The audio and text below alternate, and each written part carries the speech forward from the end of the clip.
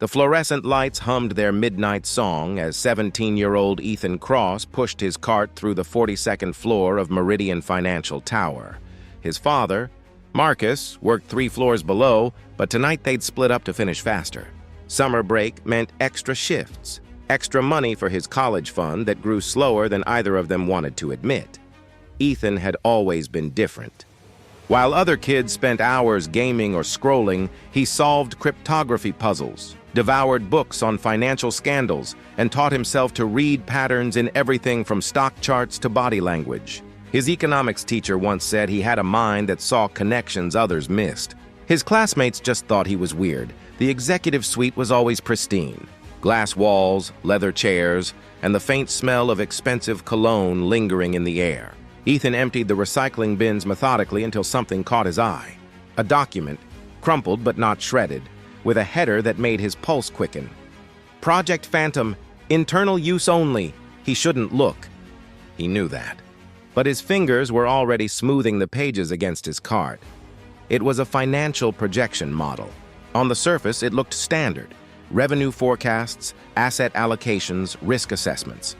But Ethan's eyes caught something in the footnotes. A series of numbers that didn't align with the main figures.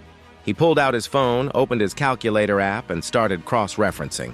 The discrepancy was subtle, almost invisible, but it was there. The projected losses were being systematically underreported by routing them through a subsidiary that didn't appear anywhere in the main ledger. Someone was cooking the books, and they were doing it carefully. His hands trembled as he photographed each page. "What are you doing?" Ethan spun around. A woman stood in the doorway, mid-50s, sharp suit, sharper eyes. Her badge read, Eleanor Vance, Chief Operating Officer. "Just emptying the bins, ma'am," Ethan said, sliding the documents back into the recycling. Eleanor's gaze didn't waver. She walked closer, heels clicking against marble. "You're Marcus Cross's son." "Yes, ma'am." "You go to Lincoln Academy. Advanced placement classes." It wasn't a question. Ethan nodded slowly. Eleanor glanced at the recycling bin, then back at him. For a moment, something flickered in her expression. Not anger, but calculation.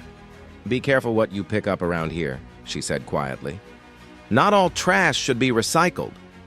She turned and walked away, leaving Ethan standing alone with his racing heart and a phone full of evidence he wasn't sure what to do with. Ethan couldn't sleep. He lay in his narrow bed, staring at the ceiling of their modest apartment. The photos from the documents burning in his mind like after-images. By 3 in the morning, he'd done something perhaps foolish. He'd sent an anonymous email to the Securities and Exchange Commission hotline with the photos attached. Subject line, "Accounting fraud at Meridian Financial." He used a burner email account, routed through a VPN. He'd learned that much from his cryptography forums. But as he hit send, dread washed over him. What if they traced it back? What if his father lost his job? What if no one believed him? The next evening, Ethan returned to work with his father. Marcus chatted about the building's new security protocols, but Ethan barely heard him. His mind was elsewhere. On the 42nd floor, everything seemed normal until he entered the main conference room to empty the bins.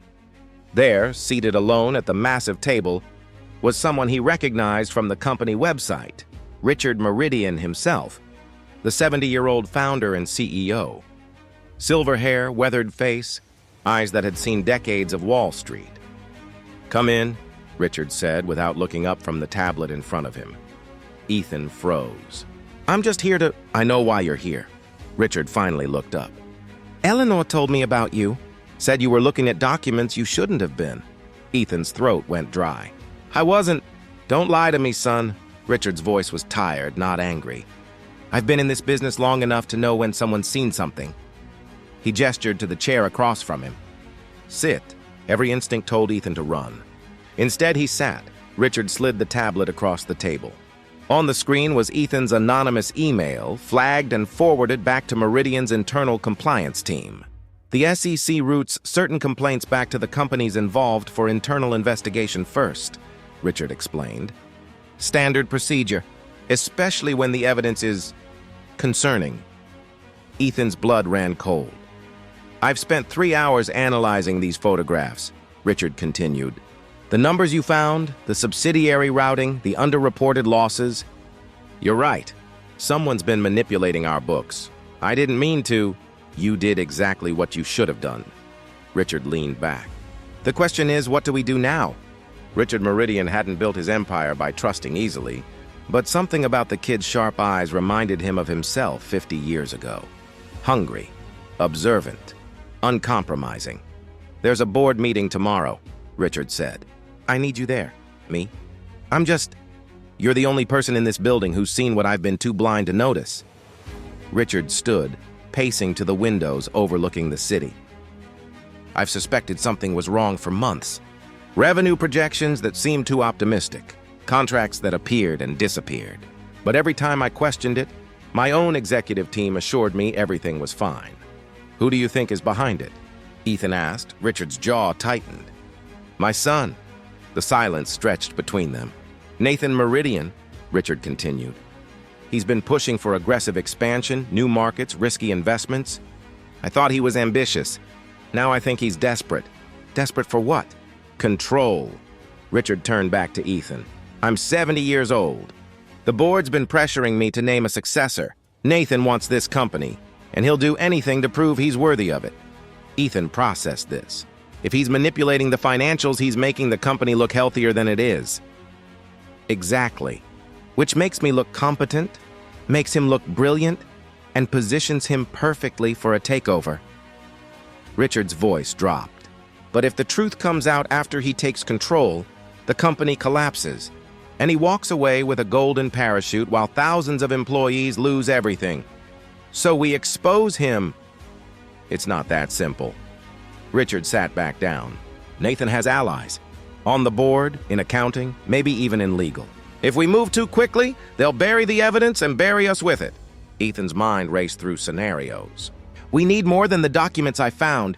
We need proof of intent, communication, maybe bank records. Richard studied him. You think like a prosecutor. I want to be a forensic accountant. A ghost of a smile crossed Richard's face. Then let's give you your first case. The next morning, Ethan wore his only suit. 2 years old, slightly short in the sleeves, but clean. His father had protested, confused why his son needed to attend a corporate board meeting. Ethan couldn't tell him. Not yet. The boardroom was intimidating. Floor-to-ceiling windows, a table that could seat 20, and paintings worth more than Ethan's entire apartment building. Executives filed in, each one glancing at Ethan with barely concealed confusion. Nathan Meridian entered last. 35, impeccably dressed, with his father's sharp features but none of his weathered humility. When he saw Ethan, his expression flickered. Dad, what's this? This, Richard said calmly, is Ethan Cross. He's consulting with us on a financial matter. Consulting? Nathan's laugh was sharp. He's the janitor's kid. He's also the person who discovered a critical discrepancy in our Q3 projections. Richard turned to the assembled board. Which brings us to why I called this emergency meeting. Richard projected the documents onto the main screen. Numbers, spreadsheets, the phantom subsidiary. As he walked through the findings, the room grew tense. Some board members leaned forward, squinting at the data. Others exchanged glances. Nathan remained perfectly still, his face unreadable. These discrepancies, Richard continued, suggest systematic underreporting of losses through an entity that doesn't appear in our official filings. If this is accurate, we've been presenting false information to our investors, our regulators, and ourselves. This is absurd, Nathan interjected smoothly. Those documents are from a preliminary internal model. That subsidiary is a planning tool, not an actual entity. Whoever found these, he glanced at Ethan, clearly doesn't understand corporate financial modeling. Several board members nodded. One, a woman with steel gray hair, spoke up. Richard, with all due respect, are we really bringing corporate strategy into question based on documents found in a recycling bin by someone with no credentials? Ethan felt his face flush, but Richard held firm. Eleanor, you reviewed these numbers. What did you find? Eleanor Vance, seated at the far end, cleared her throat. The subsidiary in question is listed in our internal systems, but it has no operating activity, no employees, and no physical location. Yet it's received over $40 million in transferred assets over the past 18 months. The room went silent. Nathan's calm cracked slightly. Those are reserve funds, Eleanor interrupted, that correspond exactly with the underreported losses Ethan identified. Nathan stood abruptly. This is a witch hunt. I've been working day and night to grow this company, and now you're going to sabotage that based on conspiracy theories from a kid who cleans our floors? Sit down, Nathan. Richard's voice carried steel. Nathan didn't sit. You're losing your edge, Dad. You see shadows everywhere. Maybe it's time you stepped aside before you embarrass yourself. The threat hung in the air. Ethan spoke, his voice quieter than he intended, but steady. The transfers correspond with contract dates. Every time a major deal closed, funds moved. If this is legitimate, there should be documentation. Board approval, legal review, audit trails. Nathan turned on him. Who the hell do you think you are? He's right. Another board member, a man in his 60s, spoke up. Nathan, if these are legitimate reserves, show us the paper trail. I don't have to justify. Yes, Richard said coldly. You do. The investigation took 3 weeks. Richard brought in an outside forensic accounting firm, one Nathan couldn't influence. Eleanor worked with them directly, pulling records, interviewing staff, and reconstructing the money trail. Ethan became an unofficial assistant, working after his shifts, learning from the accountants, seeing how real investigations unfolded. His father worried, but Ethan couldn't walk away now. The evidence painted a damning picture. Nathan had created the Phantom subsidiary 2 years earlier, shortly after Richard announced he was considering retirement. The subsidiary existed only on paper, but it was legally registered, had bank accounts, and had been quietly siphoning money from Meridian Financial's balance sheet. But the money wasn't lost. It was there, sitting in offshore accounts, waiting. The plan became clear. Nathan would let the subsidiary accumulate funds. Then when Richard retired and Nathan took control, he'd discover the discrepancy, blame it on his father's declining oversight, force a restructuring, and in the chaos, the offshore funds would disappear, likely into Nathan's personal accounts. It was patient, calculated, almost brilliant, almost. One night, as Ethan was reviewing documents in an empty conference room, Eleanor found him. You should be proud, she said. You saved this company? I just found some papers. You did more than that. She sat across from him. I've been with Meridian for 20 years. I watched Nathan grow up. I wanted to believe he was better than this. Why didn't you say something when you first suspected? Eleanor's expression darkened. Because I wasn't sure, and because in this world, accusations without proof destroy careers, she paused. But you had the courage to speak up even when you had everything to lose? I almost didn't, Ethan admitted. I was terrified. That's what courage is, Eleanor said. Being terrified and doing it anyway. The second board meeting was very different. Federal investigators attended, along with attorneys, auditors, and a stenographer. Nathan sat at the table, flanked by his own legal team, his expression a mask of defiance. Richard didn't waste time. The forensic investigation is complete. Nathan Meridian, working with 2 members of our accounting department, created a false subsidiary and systematically diverted company assets over a 24-month period. The total amount exceeds $63 million. Nathan's lawyer spoke. My client denies these allegations and asserts that any financial irregularities stem from authorized corporate restructuring. Your client, the lead federal investigator interrupted, left a digital trail.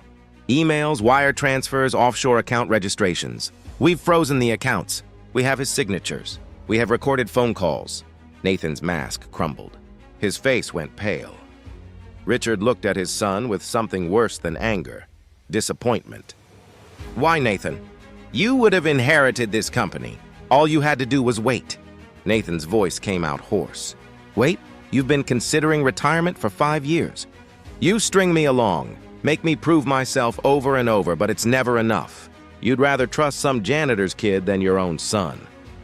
That janitor's kid, Richard said quietly, has more integrity in his little finger than you've shown in your entire career. The investigators moved in.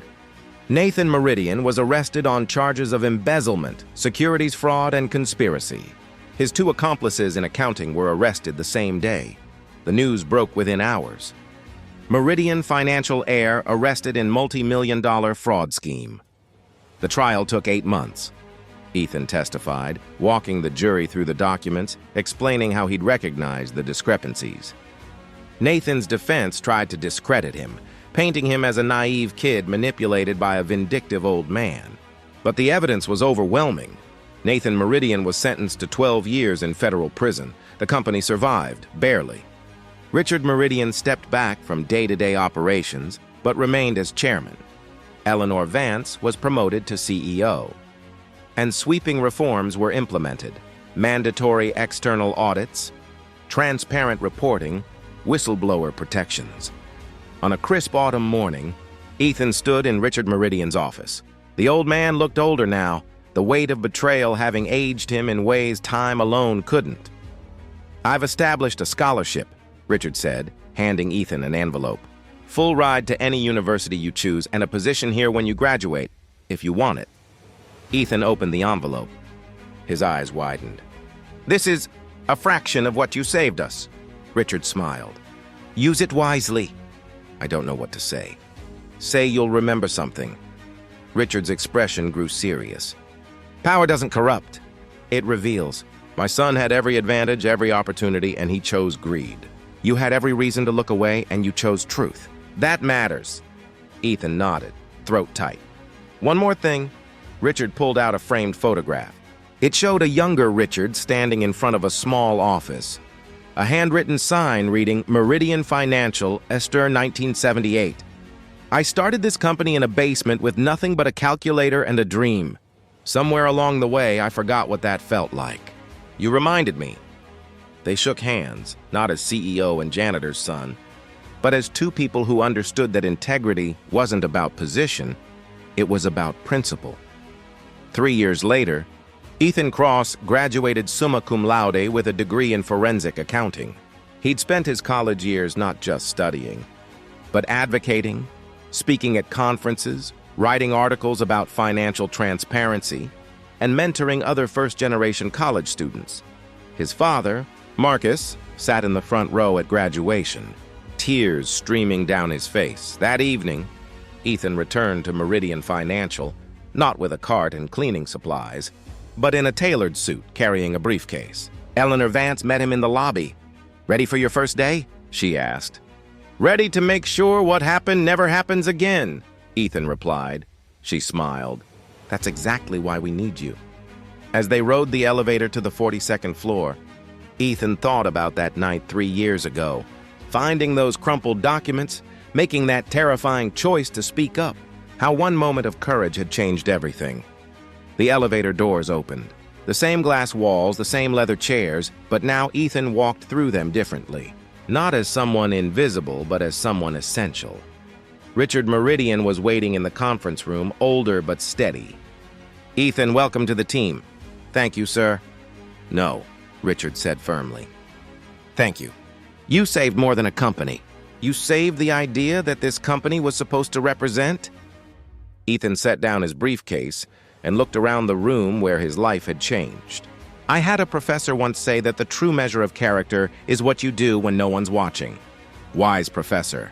She also said that systems don't fix themselves. They need people willing to break the silence. Ethan met Richard's eyes. "So that's what I'm here to do. Make sure silence is never easier than truth." Richard nodded slowly. "Then let's get to work." From a prison cell in Pennsylvania, Nathan Meridian wrote in his journal, "I thought I was smarter than everyone. Smarter than the auditors, the board, even my father. But I wasn't smarter than a 17-year-old kid who understood something I'd forgotten. Numbers don't lie, but people do. And eventually, the truth is louder than any deception." From his corner office, Richard Meridian wrote in the company's annual report, "This year, we didn't just rebuild our financial foundation, we rebuilt our ethical one. We learned that integrity isn't inherited, it's chosen. And sometimes it comes from the places we least expect. We're grateful to those who see clearly, speak bravely, and remind us what we're supposed to stand for." From his desk at Meridian Financial, Ethan Cross wrote an email to a student who'd reached out for advice. "You asked me if it was worth it, speaking up when everyone thought I was just a kid with a cart. Here's what I learned. Your voice matters not because of your title, but because of your truth. The world needs people who refuse to look away. So yes, it's worth it. Every single time." The tower stood against the Chicago skyline, glass and steel catching the late afternoon sun. Inside, thousands of people worked, built, dreamed. And somewhere on the 42nd floor, in a conference room where a conspiracy once nearly destroyed everything, a young man sat reviewing financial statements with the careful eye of someone who knew exactly what to look for, because he'd learned early that the smallest discrepancy could reveal the largest truth, and that courage wasn't about being fearless. Was about being terrified and speaking anyway.